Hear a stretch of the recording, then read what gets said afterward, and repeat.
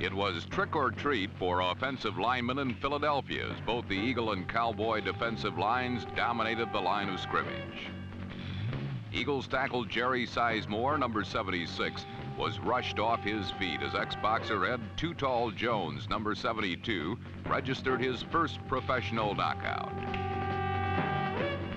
All-Pro tackle Randy White, number 54, proved to be a chronic pain in the neck to quarterback Ron Jaworski, as his crushing tackle led to a fumble recovery in the end zone by Mike Hegman, number 58.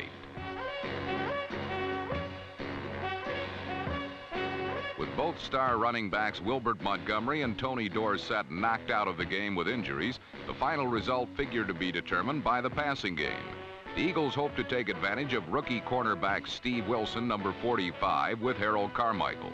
When Dallas countered by double covering the All-Pro, Jaworski smartly sought out number 85, Charlie Homeboy Smith, the Eagles' other wide receiver.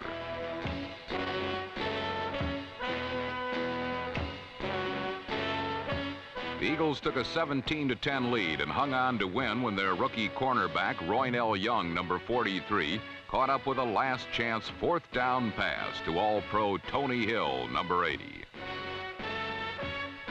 Young's clutch play gave Philadelphia undisputed possession of first place in the NFC East.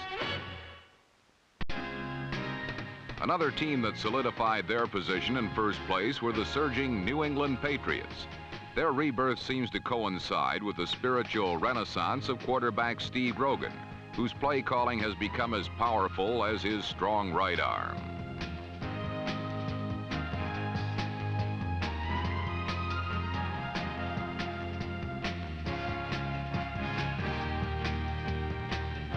Baltimore was smugly consigned to last place in the AFC East in the preseason. Their stadium creaked with age, their team reeked of youth, and their quarterback spent more time in hospitals than huddles. But in this young season, an old saying rang true. Without Burt Jones, the Colts usually lose. With him, they almost always win.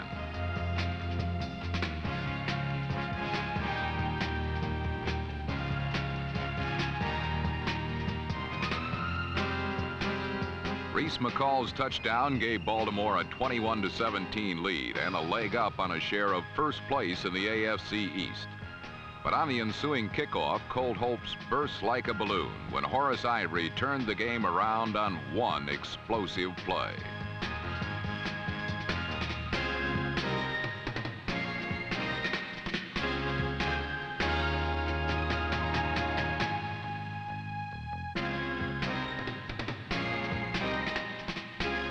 Ivory's 98-yard touchdown provided the spark as the Patriots rang up 20 unanswered points and won their fifth straight game, 37-21. In San Diego, no member of the New York Giants secondary accepted responsibility for covering the Chargers' John Jefferson. Little wonder, considering that J.J. is the leading wide receiver in the NFL. Number 83 caught over 100 yards worth of passes and scored a touchdown that looked as easy as a stroll through Central Park.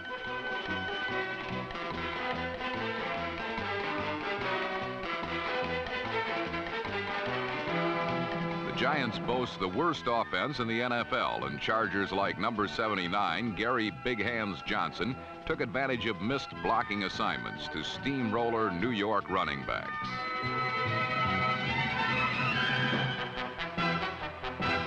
Behind a patchwork offensive line, quarterback Phil Simms has become the Scott Ledoux of pro football. Little more than a punching bag in the pocket.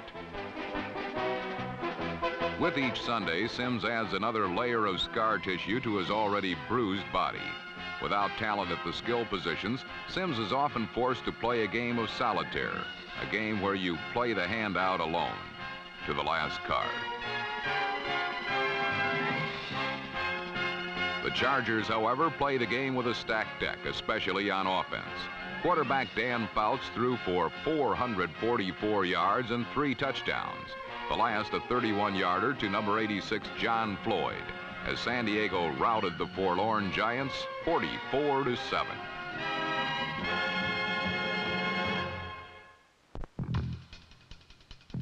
Until recently, the only thing Atlanta Falcon fans have had in common with boosters of the Los Angeles Rams is that both play in the NFC West. But when these two teams meet Sunday, there will be several striking similarities, beginning at quarterback. Atlanta's Steve Bartkowski is having his finest season ever, while Los Angeles quarterback Vince Ferragamo is making everyone forget about the man he replaced, Pat Haden. Sitting behind the NFL's biggest and best offensive line, Ferragamo has completed 68% of his passes.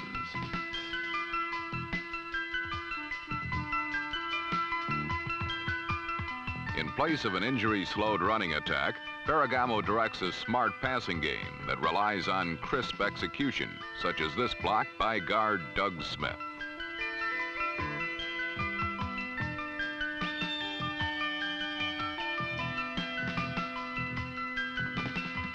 Against the 49ers last week, this new song and dance not only produced a 31-17 win, it accounted for 291 yards passing and 4 touchdown passes by Vince Ferragamo.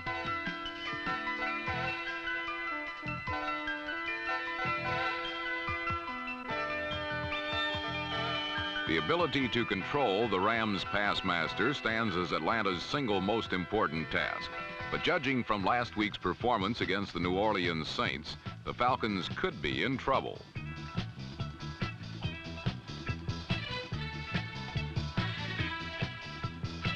Atlanta yielded 323 passing yards as Archie Manning exploited their tiny defensive backs with 23 completions and 2 touchdowns. However, Atlanta gave up only 36 yards rushing, and their active young linebacking core, led by rookie Joel Williams, number 58, created pressure when it counted the most. Against Los Angeles, the Falcon defense must continue to collect the turnovers that have to date been the key to their 4 wins.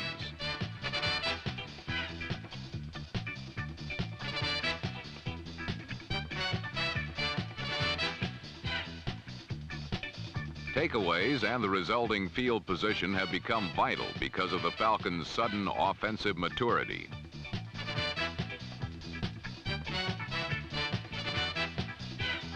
This poise begins up front in an offensive line that was drafted for one purpose: protect quarterback Steve Bartkowski.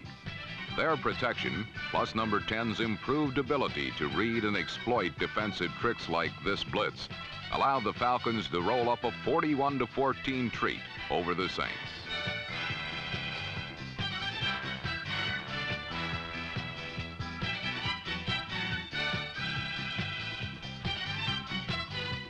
Bartkowski is the key to the Falcon offense, but it is by no means one-dimensional.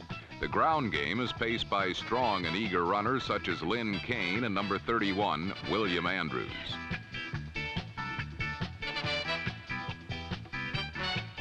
Atlanta's ability to control the tempo of the game will determine how many opportunities the Rams offense will have, and an effective ball control attack will only enhance Steve Bartkowski's passing game.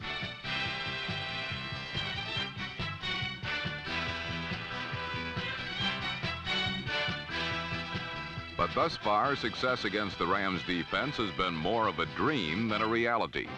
Los Angeles has that rare knack for taking away a touchdown at the last instant, while making one look silly in the process.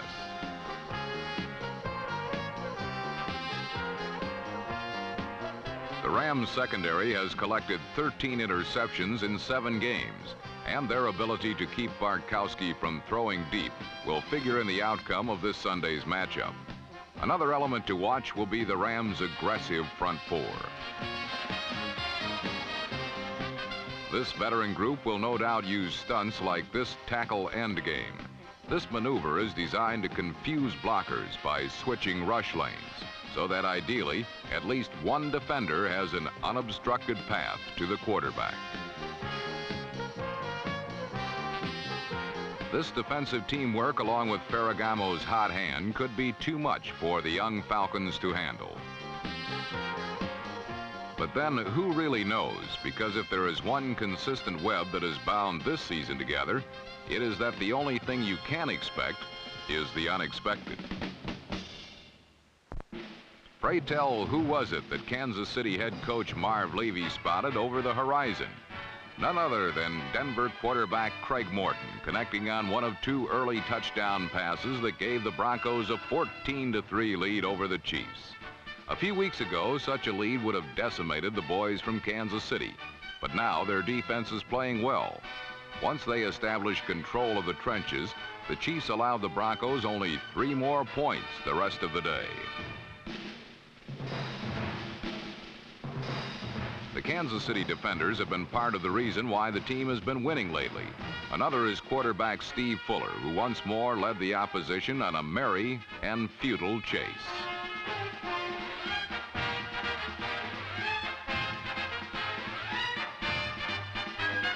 Fuller found number 89, Henry Marshall, for 1 score, and reserve tight end Al Dixon, number 84, for another. It spelled a 23-17 Kansas City victory, snapping a string of 8 consecutive losses to the Broncos.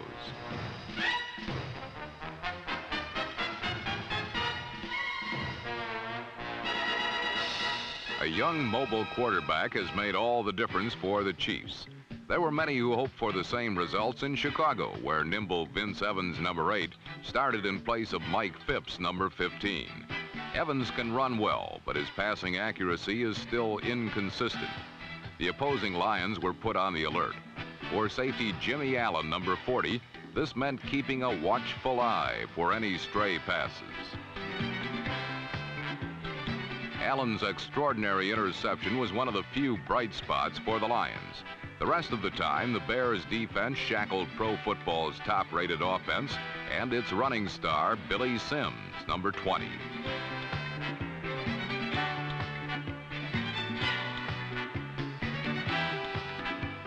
The Lions scored only once and gained but 65 yards on the ground. The numbers were far better for Evans and the Bears. Evans rushed for 1 touchdown and threw for another. A 64-yard bomb to number 89, James Scott, as Chicago shocked first-place Detroit 24-7.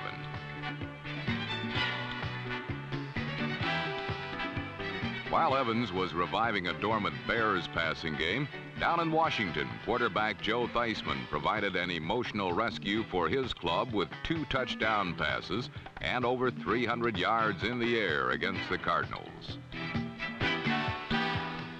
The 23-0 win was Washington's first victory at home and only its 2nd of the year. One of the key performances was turned in by defensive tackle Dave Butts, number 65. Here, Butts, one of the strongest players in the league, beats a double-team block by the Cardinals to set up the sack on St. Louis quarterback Jim Hart.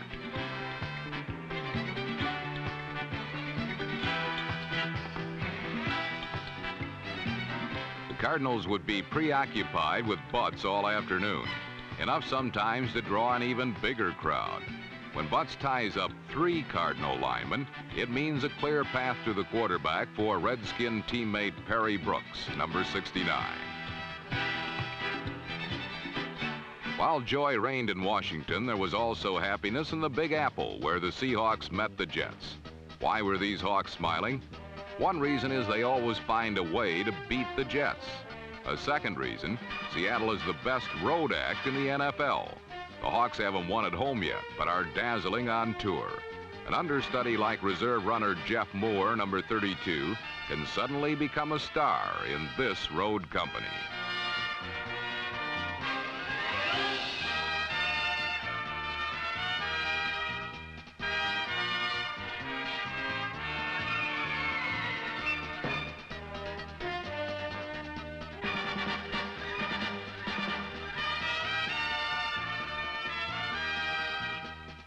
Like all good road shows, Seattle's had a great second act.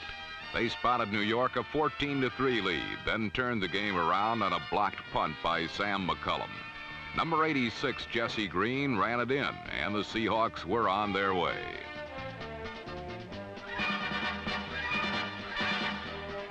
The 27-17 Seattle win garnered great reviews and kept them only one game behind first place San Diego in the AFC West.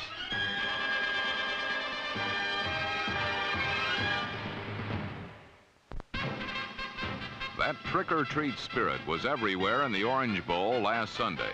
The normally staid Miami offense even came disguised as a daring devil-may-care unit of flea flickers.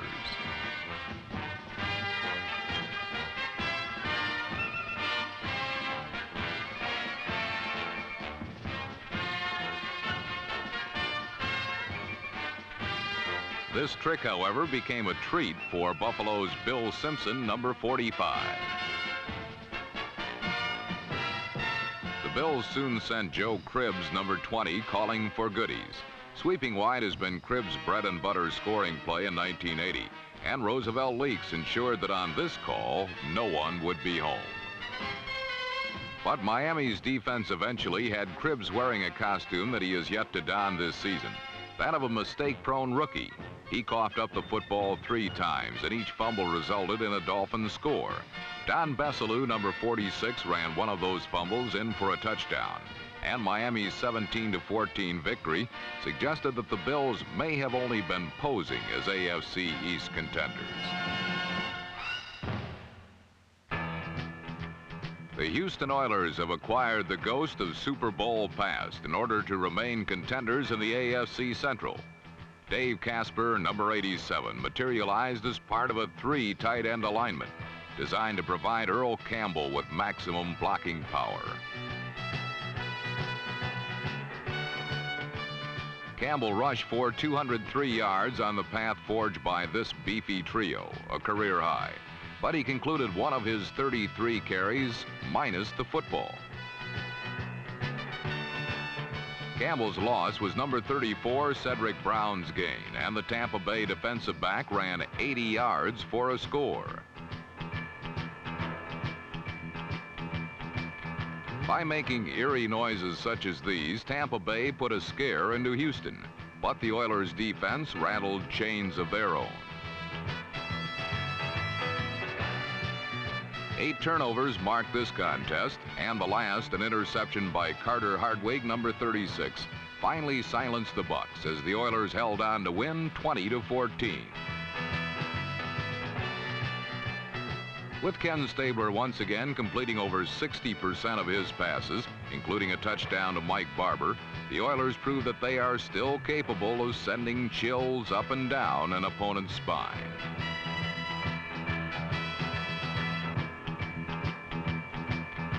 Riverfront Stadium housed a haunting memory for Bud Grant. It was here in 1973 that the Vikings coach suffered the only shutout of his NFL career. In the form of Ross Browner, number 79, the specter of the past arose again. Minnesota countered with blitzing tactics. Here it appeared that Fred McNeil, number 54, had a clear path to Ken Anderson. But a block by Archie Griffin, number 45, gave Anderson just enough time to find lonesome Don Bass. Following the 14-0 Bengals victory, it would be difficult to convince Bud Grant that Riverfront Stadium isn't haunted. Since witch burning is against the law, the Cleveland populace took solace from the fact that the visiting Packers tend to decompose faster than burning tissue paper. But in this contest, the Pack got off to a blazing start.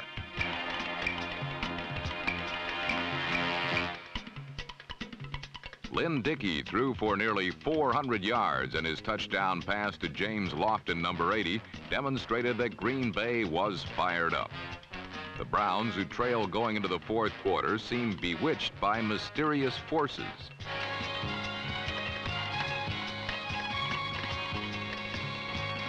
But with 16 seconds left in the game, an underthrown Brian Sipe pass to Dave Logan, number 85, remained firmly in the receiver's hands.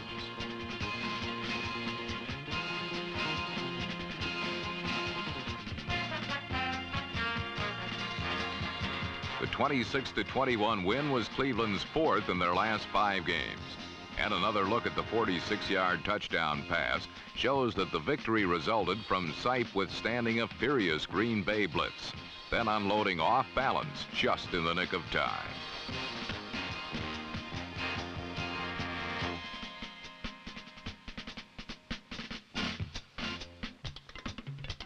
Sipe clearly possesses all the conventional skills for beating an opponent, but weird bounces, upsets, and near upsets made last Sunday an unconventional day in the NFL. And Brian Sipe's magic formula for staving off the witching hour remains his little secret.